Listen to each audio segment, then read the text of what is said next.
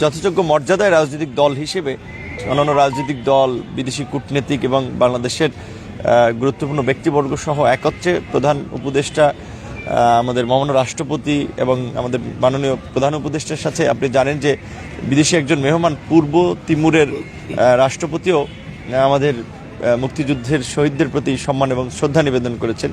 তো নিঃসন্দেহে এটি একটি আনন্দের এবং এটি একটি ঐতিহাসিক ঘটনাও যে একজন বিদেশি মেহমান এবং বিশেষ করে প্রফেসর ইউনুস তো বাংলাদেশে এই 54 বছর একজন তৈরি হয়েছে, একজন নোবেল লরিয়েট, এবং এই সময়ে ছাত্র জনতার গণ অভ্যুত্থান পরবর্তী একটি ইন্টারিম গভর্নমেন্ট, সেই গভর্নমেন্টের প্রধান হিসেবে তিনি শ্রদ্ধা নিবেদন করছেন। আমরা সেটার পার্ট হয়েছি। এটা আমাদের কাছে খুব ভালো লাগছে এবং সামগ্রিক পরিবেশও ভালো। আর আমরা যে বিষয়টি আজকে দেশের মানুষকেও স্মরণ করিয়ে দিতে চাই যে 1971 সালে আমাদের জাতির শ্রেষ্ঠ সন্তানরা নিজের জীবন উৎসর্গ করেছিলেন, ত্যাগ স্বীকার করেছিলেন। কেন? একটা শোষণমুক্ত বৈষম্যহীন গণতান্ত্রিক রাষ্ট্র বিনির্মাণ করার জন্য। আমরা কিন্তু সেই বৈষম্য নিরসনের জন্য 2018-তে কোটা সংস্কার আন্দোলন করেছি, আবার 24-এ আন্দোলন করেছি, এবং সেই বৈষম্য হয়েছে যে প্রতিষ্ঠানগুলো গড়ে তোলার, যে কারণেই গোটা দেশের মানুষের মধ্যে রাষ্ট্র সংস্কারের একটা জন আকাঙ্ক্ষা তৈরি হয়েছে।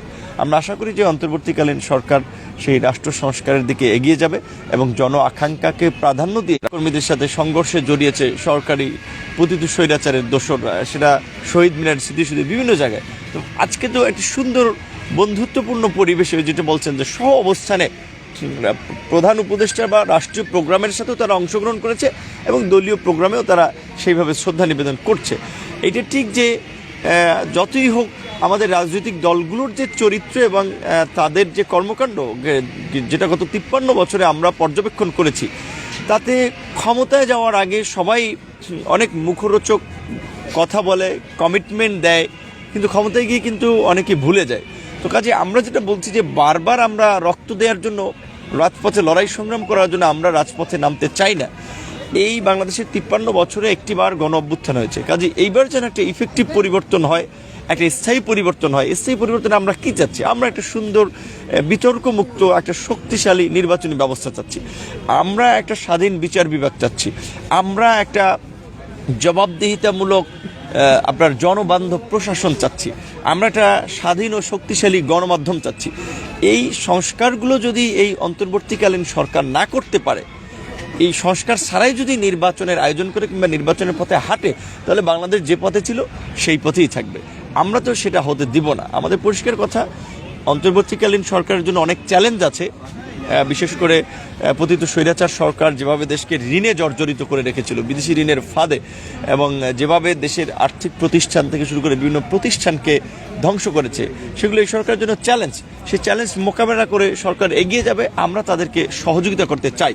তবে সরকারকে একটা বিষয় মাথায় রাখতে হবে, এই দেশের এই যে আপনার সাধারণ মানুষ, 5 থেকে 5.5 কোটি খেটে খাওয়া মানুষ, তাদের কাছে রাষ্ট্র সংস্কারের চেয়েও দৈনন্দিন নিত্য প্রয়োজনীয় জিনিসপত্র যেন তাদের ক্রয় ক্ষমতার মধ্যে থাকে, এটি খুব জরুরি। সেক্ষেত্রে এই দ্রব্যমূল্যর দাম নিয়ন্ত্রণের মধ্যে রাখা এবং মানুষ যেন রাস্তাঘাটে নিরাপত্তার সহিত কাজ করতে পারে, নিরাপদে বাসায় ফিরতে পারে, সেজন্য একটা শক্তিশালী এবং সুশৃঙ্খল আইন শৃঙ্খলা বাহিনী এবং পরিবেশ ঠিক রাখা, এটি কিন্তু সরকারের জন্য প্রাথমিক চ্যালেঞ্জ। আশা করি সরকার এটাতে উতরাতে পারবে এবং রাষ্ট্র সংস্কার করেই তারা একটা নির্বাচনের দিকে হাঁটবে। সেক্ষেত্রে তাদের সাধারণ মানুষ, সুতরাং সাধারণ মানুষের প্রত্যাশা কিন্তু যে না, আমরা পুরনো পথে হাঁটতে চাই না, আমরা নতুন পথে নতুন করে বাংলাদেশকে বিনির্মাণ করতে চাই, এবং সেটা অন্তর্বর্তীকালীন সরকারের মাধ্যমেই তার সূত্রপাত হবে, সূচনা হবে। ধন্যবাদ।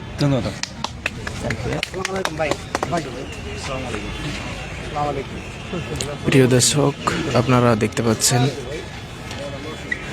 ডাকসুর সাবেক ভিপি গণ অধিকার পরিষদের সম্মানিত সভাপতি নুরুল হক নূর ভাই সাভার স্মৃতিসৌধে শহীদদের প্রতি শ্রদ্ধা জানাতে এসেছেন।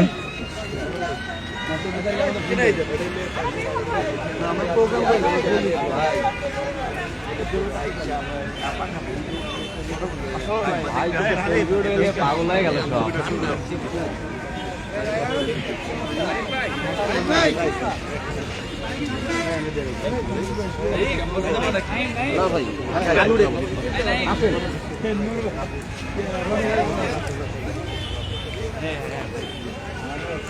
আমরা সরাসরি আপনাদের সাথে লাইভে যুক্ত হয়েছি জাতীয় স্মৃতিসৌধ থেকে।